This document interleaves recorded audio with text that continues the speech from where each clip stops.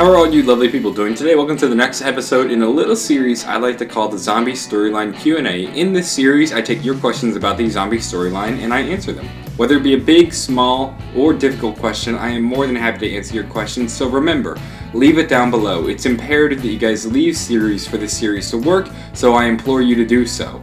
One thing to note is that we are getting very close to 100 followers on Twitter, and when we hit 100 followers on Twitter, I'm going to do an open lobby live stream. So if you want to be a part of that, I'd recommend you follow me at JohnnyJ25. A link is in the description. Without further ado though, let's begin. The first question comes from Harbio Nicetick, and he says, where is Die Rise set? Because on the outskirts of Kino, there's this tower which shows the billboard on Die Rise. So let me start off by saying that I'm not entirely sure what billboard you're referring to. I've done some research into Kino and Die Rise, and I can't seem to find a billboard that you're referring to. If I've missed something, be sure to let me know in the comments so I can figure it out, but I believe you're referring to a tower known as the Fernsehturm. This is actually a TV tower in Germany, Berlin to be specific. You can actually see it in the map Kino der Toten, and that lets us know that Kino is set in Berlin. Of course we have Die Rise, and we know Die Rise is set in China thanks to this cutscene.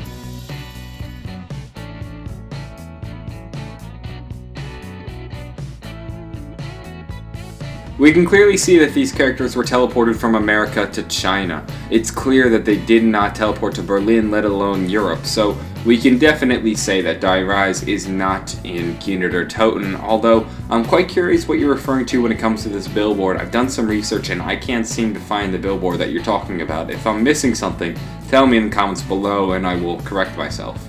The next question comes from Josh Bargan, who says, who are those two people in Shangri-La inside the pyramid when you do the Easter egg? These two people are Gary and Brock. They're actually best introduced by this audio snippet right here. The heat and humidity is just excruciating. According to the locals, the temple should be in this mountain range just up this river. Gary, do you hear that? A waterfall. We must be close. Hand me the binoculars. There is a structure up ahead. If this is truly a gateway to Agatha, my work will finally be validated. Brock, I don't think this place is abandoned. Don't be silly. This place has to be thousands of years old. I have found some unfinished carvings around the structures I can't make out.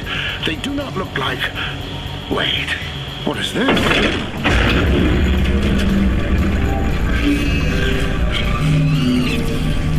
I wanted to correct you a tad bit. They're not exactly in the pyramid, rather they're stuck in underground Shangri-La within an infinite loop. So they're essentially time traveling. They go forward in time, but then they're sent back in time to where they first started. That was when you heard the time traveling sound within that bit of audio.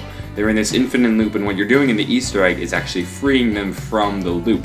The pyramid, which they do reach, is where the Pack-a-Punch focusing stone and Richtofen's skull is. That is the Broya pyramid, but they're not exactly stuck inside that pyramid, so to say. We'll now end the episode with a question from Gabe Menor, who says, how is Die Rise upside down, even though the building is not? Why don't the jumping jacks have eyes? We'll start off with the jumping jacks. I don't know why they have eyes, it's just a design feature. There's nothing I can really tell you about that, I suppose, so they can see. I mean, they have eyes, it's part of the game. Although Die Rise being upside down, that's actually a little bit interesting. It's an allusion to an MC Escher style of artwork. We've created this environment that is very surreal in nature. In certain parts, players may not be able to tell which side is up and which side is down. It's kind of like an MC Escher style puzzle. If you look at MC Escher's artwork, he really likes to play around with perspective. You don't know what's up, what's down, you could be in an infinite loop, and it's more of a metaphor for zombies. I don't think it has any direct reference to zombies, but if we look at his work like the Infinite Staircase, that's much like what's going on in zombies. We have this infinite loop. If we look at stuff like the building in Shangri-La, everything's upside down, that's an allusion to the MC Escher art style. I think Treyarch is just trying to get that idea inside our head, and that's why everything in Die Rise is upside down. It's not exactly meant to be taken literal, but that is an illusion. From there, I think we'll wrap up this episode, but there are a few announcements I want to make. First off, I'm going to be in a podcast tonight Me and my buddies over at Zommunity are going to be launching the One More Round podcast. This is a zombie-themed podcast. You can find that over at youtube.com/Zommunity. We'll be streaming at 8 o'clock Eastern Standard Time. I'll put up a promo video so you guys know the proper times depending on your time zones.